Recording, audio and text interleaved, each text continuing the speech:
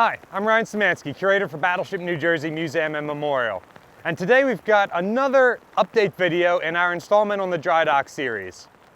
This video is partially on the work we've been doing in Drydock and partially on the work we've been doing nearby in the reserve basin. So first, some of the Drydock updates. We are completely finished the port side of the ship. We have 3 coats below the water, we have 5 coats on the wind-water line, and we have anodes on the hull. Well, we still have to bump the ship, so there's some work on the underside, and we still have to put the caulk on. But we have finished the port side of the ship, and they are just about finished the ultra-high pressure wash on the starboard side, so all the painters are going to follow behind the pressure washers and transition into applying the coatings on that side of the ship now. So we've got another probably week or 2 before we fleet the vessel. We've had a lot of questions about the new weekend's worth of tours that we added. Does that mean that we're behind schedule? Well, yes and no. We only booked tours on the weekends that we were 100% positive we were going to be here, but we were fairly certain and had already worked with the yard about being here through the end of May into early June. And now that we have to apply the caulk, which requires certain surface application preparations, including the coatings being dry and having set for a certain period of time. So that means that we have to push that back about a week from when we put the last coat on the ship, which, since we're finished on the port side, next week in theory we could start caulking there. Also, none of the keel blocks are on any of the riveted seams by design. So that means that before and after fleeting, we can be caulking the entire ship. But now that we're pretty sure that we're going to be extended that other week, we added those tour tickets. Also because we were just about completely sold out the existing tour tickets. We also added tour tickets for this Friday. There's still a couple of those available if you're local and want to come out and see the ship now that she's half done. There's a link in the description below. If this Friday doesn't work for you, we've got tickets for next Friday as well. So these are evenings after work. Come straight from work to the Drydock. We've got a couple of slots available just because the Saturdays and Sundays were sold out and people have been asking about additional times. What the heck are we doing in the reserve basin? The Philadelphia Navy Yard is largely no longer run by the Navy. However, there are still a couple of operations here run by the Navy. The propeller shop just aft of the Battleship. Actually, it's one of the buildings over that way. The fire department here, and the reserve basin, which isn't like the Navy enlisted sailors, it's Naval Sea Systems Command, NAVSEA. And also the contractors at Global that actually do a lot of the work on these ships.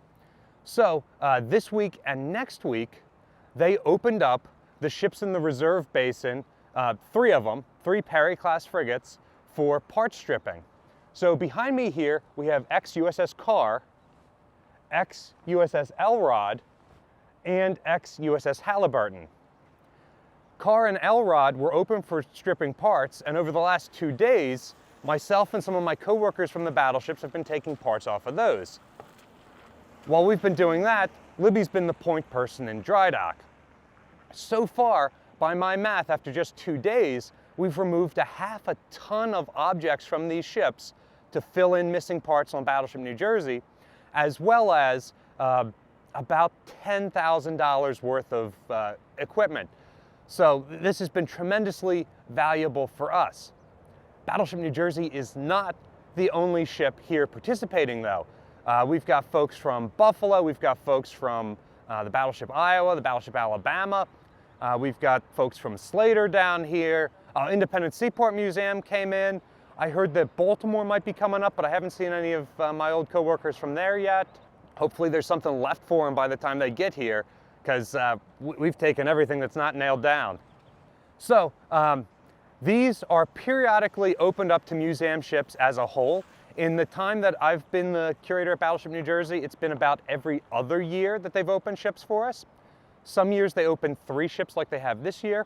Other years it's just 1. In 2018, when I first came up here, it was the aircraft carrier Kennedy. And typically, open houses like this They open them up to the active Navy first to take parts off that they need. And since the Perrys aren't in service anymore, it doesn't seem like Big Navy took too many parts.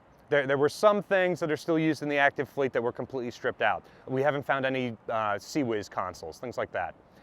Other things are stripped off during the next round when foreign navies come in. There are several foreign navies that operate Perry-class frigates, Poland, Turkey, and so we've seen evidence that those countries have come through and taken parts that they need to maintain their ships. I think the Philippines have a couple Perrys as well. Don't quote me on that. And then they open them up to museum ships. And once museum ships have had the time to go through them, then they're towed out for disposal. That might be a sink-ex, that might be scrapping, but regardless, they need to make room in this basin because there are 5 Ticonderoga-class cruisers here already that have come in the last year or two, and there's at least that many more that are going to come in the next year or two, along with some of the early littoral combat ships which have reached the end of their usable lives. So they have to make room by getting rid of some of these ships that are really old to be able to bring in the new ships. Now I mentioned there are 3 ships open. I mentioned USS Halliburton. The 3rd ship is actually the ex-USS Kaufman over there. You can't see her behind the buildings here, which we're going to go on board today.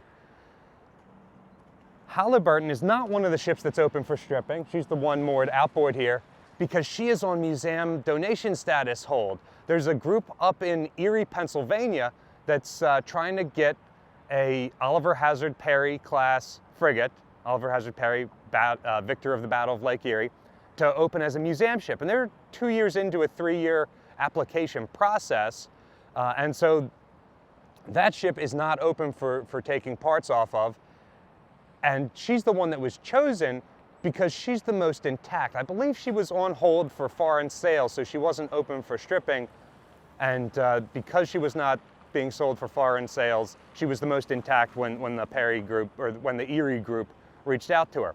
So their link is in the description below. If you'd like to support them in turning an Oliver Hazard Perry class frigate into a museum ship, I believe the last museum ship administered by NAVSEA to be made was Iowa back in 2012. And the Iowa-class battleships, the aircraft carrier Lexington, and some of the 1950s built destroyers like Edson and Turner Joy are basically the only modern missile age museum ships out there. And they're all 40s and 50s built ships that just happened to serve into that time period. So it's the prospects of turning a ship like a Perry into a museum ship, especially since the Ticonderogas are at least a decade going to sit here in reserve, and with their Aegis weapon systems, I'm not sure if we'll ever be able to turn them into museum ships. So a Perry might be the best chance at getting a modern museum ship. Oh, and they've got these twin hangars, which will be so great for exhibits or education classrooms, things like that. Man, click the link in the description to support those folks on their efforts to save one of these ships. Anyway, a couple recommendations if you're ever going to participate in a museum open house strip trip. Bring your whole ship to the reserve basin like we did. Don't do like the guys from Buffalo did or the guys from Iowa and have to load up a U-Haul and, oh, Battleship Cove. I don't remember if I mentioned Battleship Cove before. Don't have to load up a U-Haul and then drive it halfway across the country to get it back to your ship. Just park your ship right on the other side of the road from the reserve basin so you can carry the half a ton worth of stuff you salvage right over to your ship and put it right on board.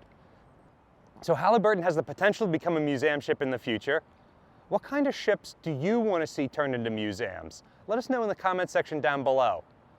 I would love to be the first curator or the executive director of an Arleigh Burke-class destroyer in Bath, Maine in decades from now when they start being decommissioned and have the potential to be turned into museums.